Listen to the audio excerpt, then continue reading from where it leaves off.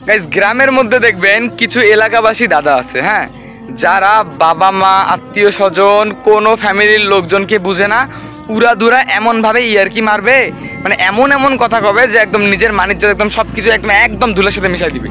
মানে এমন এমন এগুলো হঠাৎ করে কথা কবে, ইয়ারকি মানে ফাইজলামো করার একটা সময় থাকে যে আমি একা আছি, তখন আইসা কোনো একটা ফাইজলামো করলো। আরে ভাই লোকজন কোনো কিছু দেখার টাইম নাই, হুমুত করে আইসে এমন একটা কথা কবে বাপ মায়ের সামনে একদম মানিজ্য টানিজ্য একদম খায়াল হয়, মানে এমন শরমে লজ্জাতে মানে মুখ চু একদম শেষ হয়ে যায়, কিছু কইতেও পারি না, দাদা হয় দাদা হয়। আবার এরা কি জানেন, এর আবার বেশি কিপটাও হয়।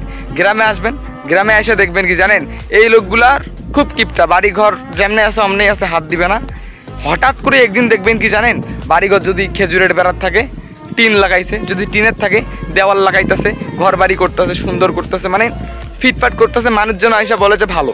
আসলে এগুলো কখন করে জানেন, এই কিপটা মানুষটা যে বাজারও করে না, সেই মানুষটা হঠাৎ করে বাড়ির কাজের মধ্যে হাত দিছে। কেন জানেন, তখন খোঁজ নিয়ে দেখবেন হয়তো বা ওর ছেলে নয়তো বা কোনো মেয়ের বিয়ে হইতাছে, না হলে কোনো দাদি হয়তো বা কোনো নাতি নাতনির বিয়ে হইতাছে, ওই জন্য ঘর বাড়ি সাজাইতেছে। তা নাহলে কিন্তু এই লোক কোনোদিনও বাড়ির কামে হাত দিব না। এই যে কিপটা রে ভাই, পারলে আমগো কাছে আরো খায় ভাই, আর কি করার একটা জায়গা থাকে তাই না। উমুদ করে এমন মানুষের সামনে এমন এখন কথা কয় থইব, আপনি কোনো কথাই কইতে পারবেন না, মানে আপনার মায়ের জন্য লজ্জা একে শরম মাথায় খায়া লইব।